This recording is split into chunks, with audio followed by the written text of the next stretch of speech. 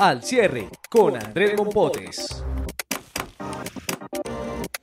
Saludos cordiales, hoy es viernes 16 de marzo de 2018, llegamos al final de esta semana aquí en el corazón de la redacción del Tiempo donde grabamos Al cierre, el podcast de esta casa editorial con el cual analizamos las causas y las consecuencias de los temas más importantes del día.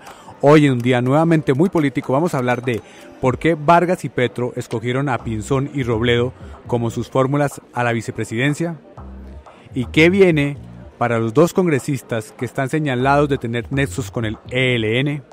Soy Andrés Mompotes, su director de información del Tiempo. Comenzamos. Lo más leído en eltiempo.com. Y como lo decíamos al comienzo, nuevamente tenemos entre lo más leído un tema político y va a ser así seguramente en los próximos días porque estamos en una campaña electoral muy polarizada, muy emocionante y muy importante para el país. Y lo de hoy tiene que ver con la decisión que tomaron los candidatos Germán Vargas Lleras por un lado y Gustavo Petro por el otro de definir finalmente quiénes son sus fórmulas vicepresidenciales y lanzarse con ellos a la primera vuelta. Por el lado de Vargas Lleras, después de que hubo mucho rumor y que se presagiaba que iba a ser así la decisión, escogió a Juan Carlos Pinzón, es ministro de Defensa. Se termina así la candidatura de Juan Carlos Pinzón, se une a Germán Vargas y va ahora esa fórmula por las encuestas y por lo que tiene que ver con los votos en la primera vuelta. Y por el otro lado, por el lado de la Colombia Humana, la que representa a Petro, el escogido o la escogida fue la representante de la Cámara de la Alianza Verde, Ángela María Robledo. Estamos con Edulfo Peña, editor de Política del Tiempo, y con Juan Francisco Balbuena, periodista de la misma sección. Edulfo, ¿cómo se llegó a estas dos decisiones? Hablemos primero de la decisión que tomó el candidato Vargas Lleras. Germán Vargas Lleras, después de las elecciones del pasado domingo de legislativas y consultas, tenía el reto de poner un candidato a la vicepresidencia que le sumara un poco más de votos. Había puesto a Luis Felipe Henao, que es un escudero, tal vez su más fiel escudero, que lo puso por confianza y por si acaso, pero que no le sumaba votos. Esta semana, como tenía que hacerlo, porque hoy se vence el plazo, terminó escogiendo a Juan Carlos Pinzón, un hombre que yo creo que ha ido ganando espacio, no tanto como muchos quisieran, pero ha ganado un poquito de espacio en la opinión, con su campaña, con su papel en la embajada, con su papel como ministro de Defensa, un hombre de carácter. ¿Qué le aporta a Germán? Yo creo que le va a aportar un poco más de carácter a la campaña, un poco más de fuerza a la campaña. Tengo que decir esto, Juan Carlos Pinzón le aporta un poco más una cara más sonriente a la campaña. No digo que Germán no se ría, pero Pinzón lo veo un poco más con capacidad de entrar a otros sectores de pronto donde Germán no entraba. Ahora hay unos que hay que recordar que Pinzón instauró un método novedoso que después lo vi. El lenguaje del fútbol. Así es, una machera. Lo vi luego en otros. Por un lado, y además también hizo una táctica durante su campaña que fue habilitar un teléfono celular para que la gente lo llamara quien quisiera a la hora que quisiera.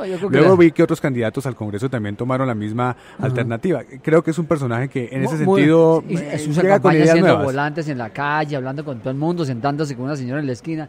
Y otro punto para que Francisco nos ayude a complementar, porque también dicen, por ejemplo, que tiene muchos seguidores dentro de las Fuerzas Armadas. Tal vez muchos militares retirados y sus familias y sus esposas puedan ayudarle. Yo creo que le va a aportar un poco a Germán Vargas. Juan Francisco, y Pinzón podría, de alguna manera, traer a otros sectores, a otros congresistas de otros partidos. ¿Usted cree que tenga esa posibilidad o simplemente es un voto de opinión que le va a aportar a Germán Vargas? No, lo que pasa es que yo creo que Pinzón tiene una mezcla de dos cosas que es difícil que las tenga un candidato hoy en día. Por un lado, él es hijo de militares, él mismo ha manifestado en muchas ocasiones que creció en guarniciones militares y que ese es uno de sus grandes orgullos. Y pues obviamente hay un sector de militares en retiro que han seguido y que creen en él, pero él tiene otro aspecto que lo combina con eso y que lo demostró muchísimo cuando era ministro de Defensa, y es su aspecto político. Él tiene una buena relación con los políticos, a él se le nota que le gusta. ¿Incluido con Juan Manuel Santos? No, ese es otro, harina de otro costal, don Juan Manuel. Don Andrés, yo creo que estábamos hablando, Germán Vargas debió tener un poquito de problema, pero también ya lo debió resolver para nombrar a Pinzón, porque Juan Carlos Pinzón era de la familia de Juan Manuel Santos, era un muchachito cuando llegó a las manos de Juan Manuel Santos y lo llevó por la universidad, lo hizo ministro, embajador, y cuando ya estaba formadito hizo lo de los hijos rebeldes, lo mandó para la porra. Entonces yo creo que no era muy buena. Juan Manuel Santos no va a ver muy bien que Germán haya nombrado a Pinzón. Pero eso es un sapo. Alguien decía, Santos, el pobre presidente que ya está acostumbrado a tragarse tantos sapos, este realmente es un sapo chiquito. ¿Okay? Muy bien, hablemos ahora de lo que pasa en la candidatura de Petro.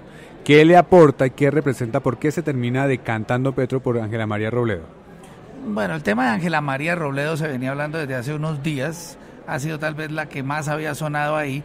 Ángela María Robledo es del ala de la Alianza Verde, que es más de izquierda, ¿sí? Digamos, en ese partido hay una mezcla como de diferentes tendencias, pero definitivamente ella e Inti Asprilla, el otro representante de la Cámara, que es también del ala de los progresistas, sí encarnan una izquierda un poco más ida al extremo.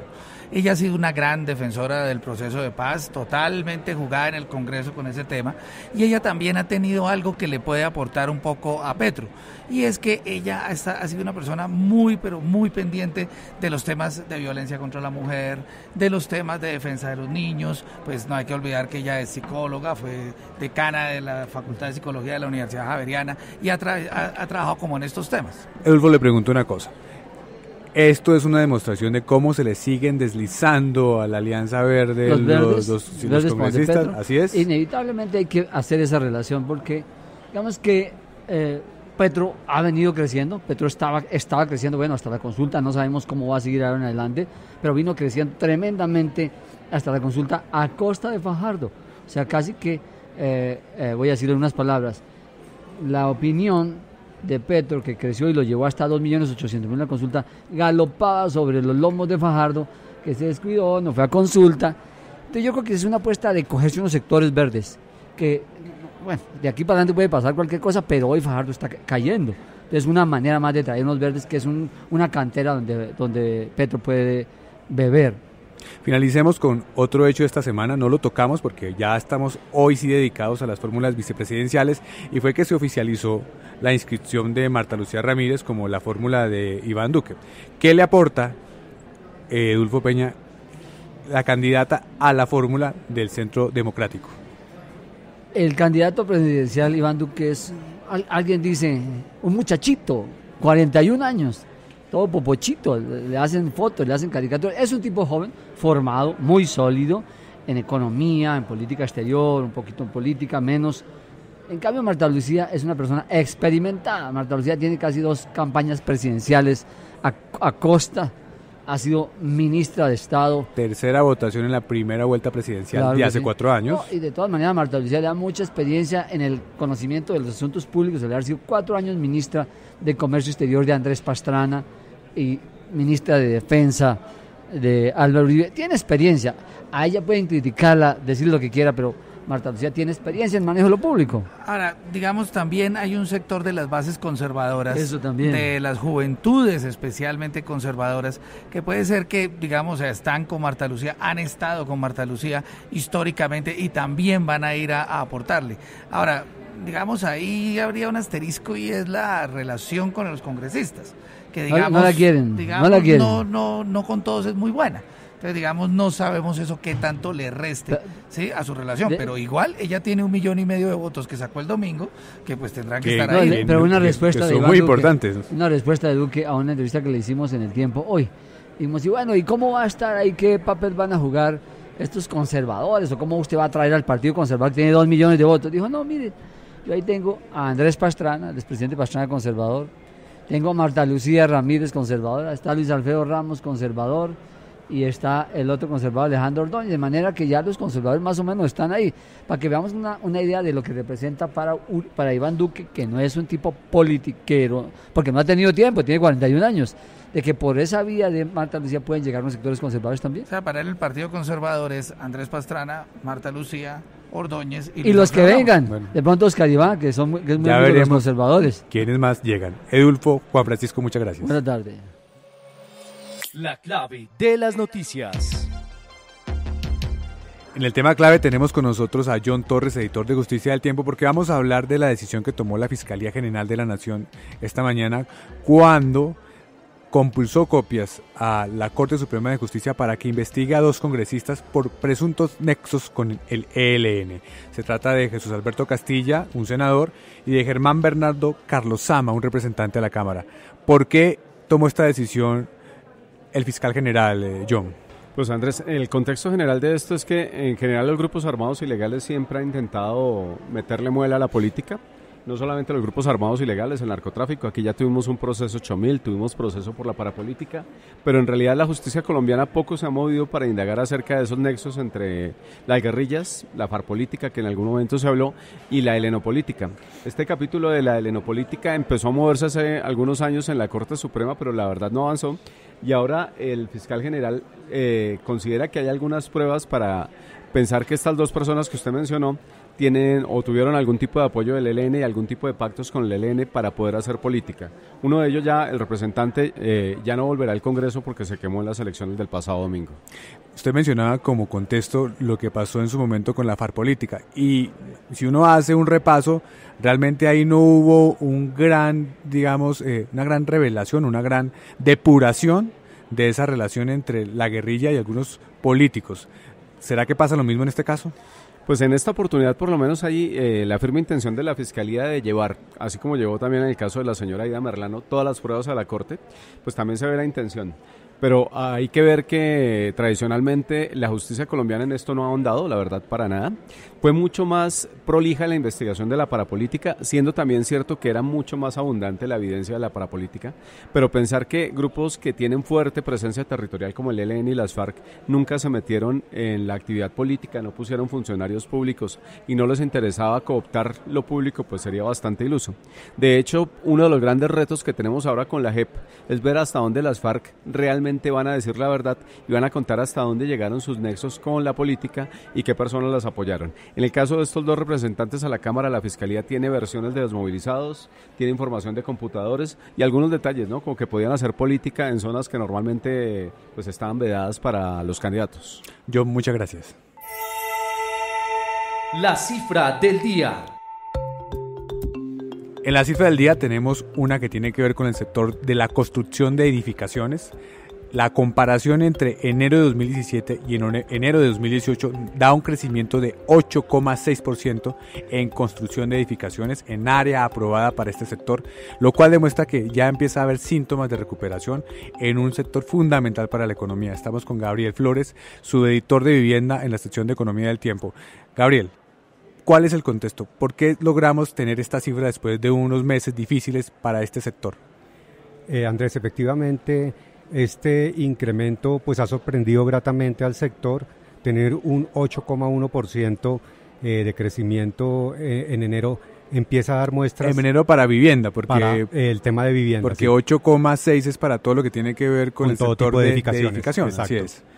Y en el caso específico de vivienda, que es de mucho interés para la gente, para las familias, pues ese 8,1% empieza a trazar un camino de lo que va a ser este año esta dinámica sectorial. Sobre todo, los analistas dicen que en el segundo semestre del 2018 se van a empezar a ver mejores cifras, pero definitivamente la consolidación estaría en el 2019, Andrés. ¿A esto ha contribuido un poco la reactivación del subsidio de vivienda para la clase media, Gabriel?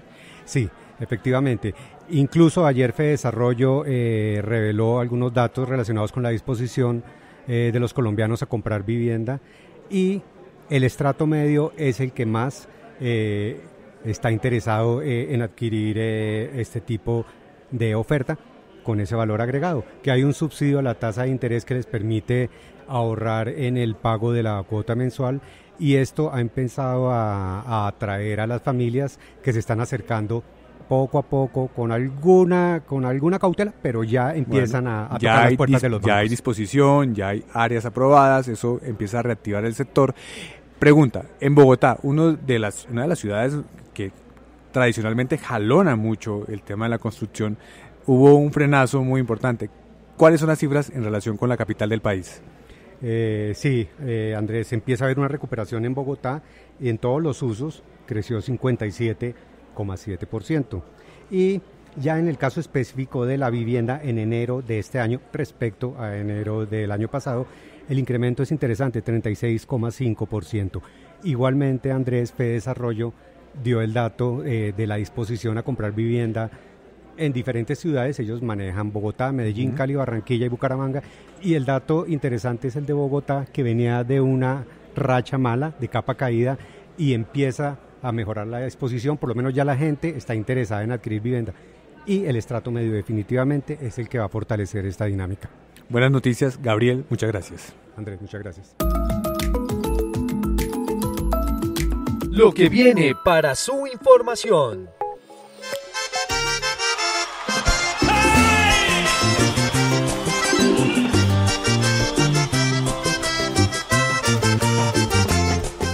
Y en lo que viene estamos escuchando de fondo un tema musical de Poncho Zuleta, porque se nos viene por fin el Festival Francisco el Hombre, tal vez uno de los eventos en los que el vallenato tiene la oportunidad de experimentar. Y ese es un escenario interesante para ver nuevas tendencias. Estamos con Liliana Martínez Polo, especialista de vallenato en la sección de Cultura del Tiempo. Liliana, ¿qué vamos a ver esta vez en esta versión del festival? Lo más llamativo es que cumplen la 10ª edición, y al llegar a la 10ª edición quisieron hacer una competencia muy distinta a las anteriores, no porque el formato cambie, sino porque todos los que han ganado durante la primera década van a volver a competir, o bueno, no todos. Hay uno que se fue a una maestría, entonces no puede, que es Carlos Mario Zabaleta, y Héctor Arturo Zuleta, el primero que se llevó el trofeo, pues él va a estar ahí, va a compartir su música, pero como hace rato dejó de tocar y cantar musicalmente, profesionalmente diré, pues va a estar ahí pues como una de las grandes atracciones en ese sentido, ¿no? Y el sentido del festival siempre ha sido como tratar de rescatar estas figuras jóvenes, ponerlas en la vitrina y tratar de impulsarlas hacia adelante. Entonces ahora lo que tendremos es unas personas que pasaron por ahí, que seguramente han adquirido mucha experiencia y que ahora vienen como a competir entre los grandes seniors del festival. Por supuesto, porque muchos de ellos llegaron tratando de probar que tenían talento. El festival fue para ellos una vitrina, y ahora que ya han pasado los años, algunos han seguido, como te dije, uno de ellos ya se retiró, pero los demás han estado siempre buscando oportunidades, y lo que no tenían era la oportunidad de mostrarse en festivales, siendo jóvenes y con la música que estaban haciendo en su día a día, y no teniendo que imitar el sonido antiguo para poder ganar y destacarse. ¿Y qué figuras de lo que se llama ya el vallenato consolidado vamos a ver en el festival? Bueno, va a estar Poncho Zuleta, cuyos 2 hijos han ganado en diferentes oportunidades allí. Va a estar Silvestre, creo que pues... ¿Silvestre va a estar también? Sí, él va a estar también. De hecho, él ya ha estado en otras oportunidades y pues siempre es la gran figura, por lo menos en este momento. Bueno, ¿y alguna recomendación? ¿A quién tenemos que oír en el festival? Bueno, yo siempre recomiendo en festivales hay que estar pendientes de la competencia, ¿no? Porque ellos, sobre todo cuando se experimenta tanto, uno lo que viene a ver es qué están haciendo los jóvenes, entonces creo que eso es la competencia sobre todo. Bueno, Liliana, la dejamos para que se vaya a hacer fila para el concierto de Depeche Mode. Allá la están esperando nuestros compañeros de cultura que también se van a cubrir el evento. Que se divierta. Bueno, muchísimas gracias. Cerramos esta semana siempre con el apoyo de nuestro productor Julián Castiblanco. Los esperamos aquí al regreso después del puente festivo. Feliz puente festivo y descansen.